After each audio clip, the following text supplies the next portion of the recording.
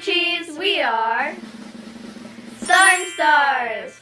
Did you know that slime is a non-Newtonian substance that can also be liquid and solid, depending on how you handle it?